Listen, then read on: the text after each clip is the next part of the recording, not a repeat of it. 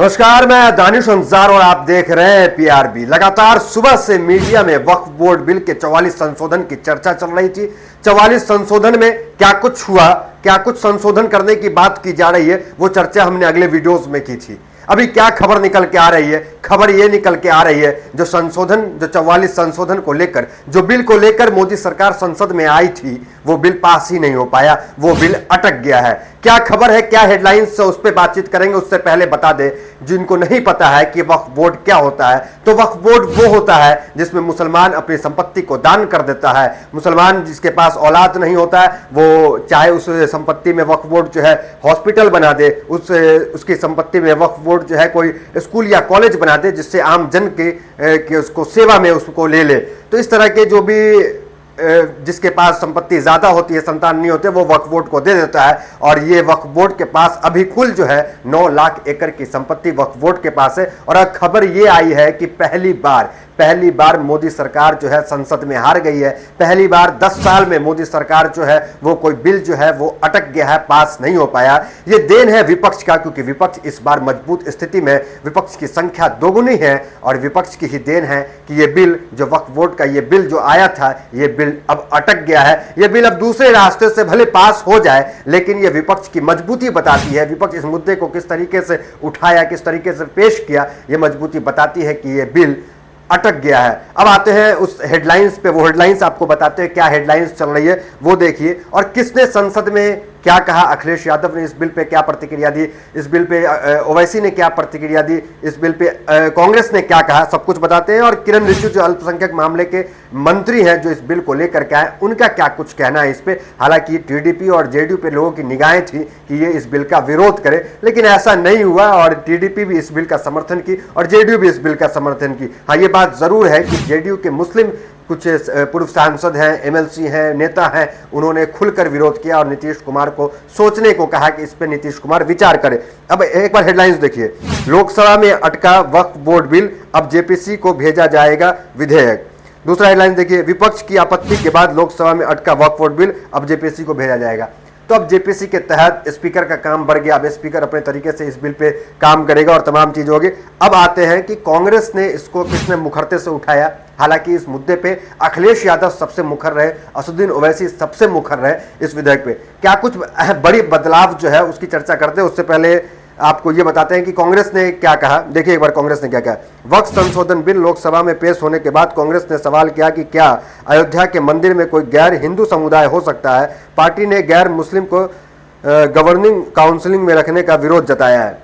तो अब देखिए, गवर्निंग काउंसिलिंग जो वक्फ बोर्ड का होता है, पहले वक्फ बोर्ड क्या था, स्वतंत्र था। अगर आप मुसलमान हैं, अपनी ज़मीन देना चाहते हैं, वक्फ बोर्ड को दे दीजिए, स्वतंत्र था। लेकिन अब क्या जो मुख्य संशोधन है उसकी चर्चा अगर करें तो डीएम जो है वो हस्तक्षेप करेंगे, डीएम उस कमेटी में होंगे। और सबसे बड़ी बात यह है कि वक्फ बोर्ड में गैर मुस्लिम होंगे, मतलब हिंदू होंगे। तो अब ये सवाल उठ रहे हैं कि मेरे अंगने में तेरा क्या काम, ये अंगना मेरा है, वक्फ बोर्ड मुसलमानों का है, इसमें हिंदू क्या करेंगे। तो हिंदू की किस तरीके से उसमें भाग्यशाली क्यों होंगे, इसके पीछे क्या कारण है।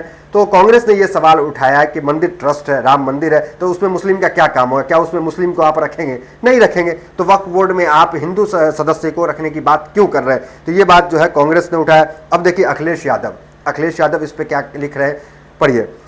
ये संसद में अखिलेश यादव ने कहा। सपा प्रमुख अखिलेश यादव ने संसद में वक्फ बोर्ड संशोधन बिल का विरोध किया। उन्होंने कहा है कि बहुत सोची समझी राजनीति के तहत सरकार यह बिल ला रही है। अखिलेश ने कहा कि बीजेपी तुष्टीकरण के लिए यह बिल ला रही है।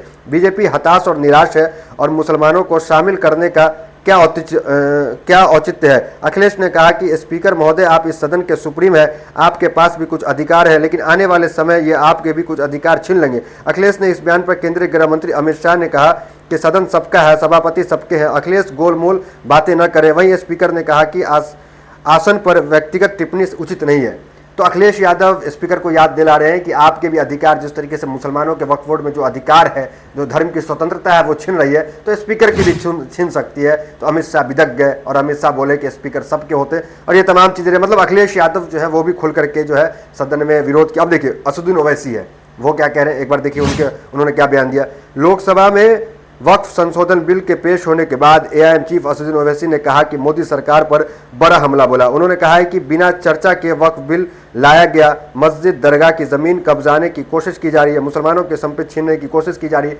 देखिए, कल भी असदुद्दीन ओवैसी ने क्या कहा था, आपको बता दें कि असदुद्दीन ओवैसी ये कहा था कि जिस तरीके से डीएम जो है, डीएम मनमानी करेंगे, डीएम उसमें अगर रहेंगे तो आए दिन जो है मुसलमानों के दरगाह पे, मुसलमानों के मस्जिद पे एक पक्ष खड़ा हो जाता है कि इसके अंदर मंदिर है, इसके अंदर मूर्ति है, तमाम चीज़ें होती है। तो अब जो सब सर्वे होगा, ये होगा, तो किसके पक्ष में फैसला जाएगा? तो फैसला वक्फ बोर्ड के पक्ष में नहीं जाएगा। और वक्फ बोर्ड के जो पूर्वज जो है, मुसलमान के जो पूर्वज हैं, वो अपनी संपत्ति अपने औलाद के लिए, अपने आने वाले मुसलमान कौम के लिए जो दान किए, उनकी संपत्ति का क्या होगा? क्या उसकी संपत्ति जो है मोदी सरकार जो है हड़प लेगी? क्या मोदी सरकार उस संपत्ति को कब्जा कर लेगी? तो ये नीयत जो है मोदी सरकार की, ये आरोप असदुद्दीन ओवैसी ने लगाया है। तो कुल मिलाकर सबसे बड़ी खबर यही है कि पहली बार संसद में जो है कोई बिल अटका है और पहली बार मोदी सरकार जो है थोड़ा सा बैक गियर लिए, थोड़ा सा बैकफुट पे गई है। क्योंकि अमित शाह जब भी बिल लेकर के आते हैं, चाहे वो 370 का बिल हो, चाहे 3 तलाक का बिल हो, सीधा आते हैं और बिल पास हो जाता है, कोई विरोध नहीं करता है। लेकिन राज्यसभा में बात करें तो राज्यसभा में भी अभी जो है बीजेपी जो है बहुमत में नहीं है, बहुमत के आंकड़े से बीजेपी भी नीचे है। तो अब उस की बात करते हैं कि कौन कौन सा मुख्य जो संशोधन जो है, एक तो डीएम उसमें रहेंगे, दूसरे एक गैर मुस्लिम जो है उसमें रहेंगे, वो बाकी एक लिस्ट जो है दैनिक भास्कर है वो अनुमान लगा रहा है। वो क्या है देखिए एक बार। पहला, किसी भी ज़मीन को वक्फ की संपत्ति घोषित करने से पहले उसका वेरिफिकेशन करना ज़रूरी हो जाएगा। तो इनका ये कहना है वक्फ बोर्ड वालों का कि पहले भी ये काम होता था, कोई नया नहीं है जो ये पहला संशोधन कर रहे हैं। वक्फ बोर्ड का पूर्ण गठन, फिर से वक्फ बोर्ड गठन होगा और बोर्ड की संरचना में बदलाव की संभावना है। तो ये है। तीसरा देखिए, वक्फ अधिनियम की धारा 9 और 14 में भी बदलाव करके केंद्रीय वक्फ परिषद और राज्य वक्फ बोर्ड की संरचना में बदलाव किया जा सकते हैं। बिल में राज्य वक्फ बोर्ड के स्वामित्व वाली विवादित जमीन पर नए सिरे से सत्यापन कराने के भी प्रस्ताव है। पांचवा, दुरुपयोग को रोकने के लिए जिला मजिस्ट्रेट को वक्फ संपत्ति की निगरानी में शामिल किया जा सकता है। तो ये महत्वपूर्ण जो है पॉइंट है, जो पॉइंट जो है मोदी सरकार जो है बदल रही है।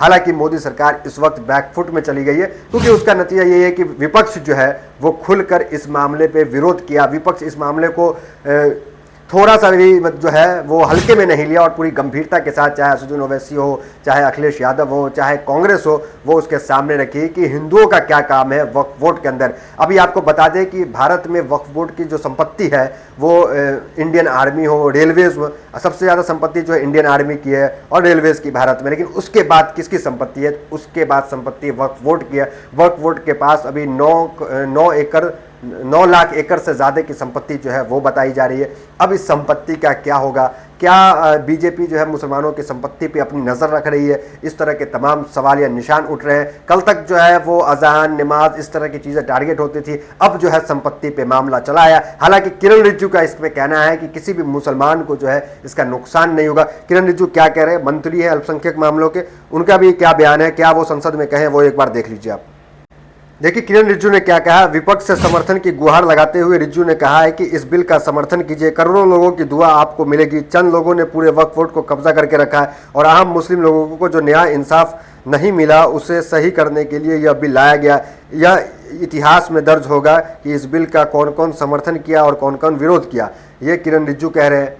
तो आप इस पे क्या आपकी प्रतिक्रिया है? क्या किरण रिजिजू जो है मुसलमानों के पक्ष में कुछ अच्छा ला रहे हैं, कुछ मलाईदार चीज़ ला रहे हैं? आपकी क्या प्रतिक्रिया कमेंट बॉक्स में ज़रूर बताएं। फिलहाल ये बिल जो है वो अटक गया है और बीजेपी की हार का जो पहली बार जो बीजेपी को बैकफुट पे जाना पड़ा है, प्रधानमंत्री मोदी को बैकफुट पे जाना पड़ा, तो वो ये समय है क्योंकि 10 साल में इस तरह की चीज़ें देखने को नहीं मिली जो अब देखने को मिली। इस खबर में आपकी क्या प्रतिक्रिया कमेंट बॉक्स में ज़रूर बताएं। बहुत बहुत धन्यवाद।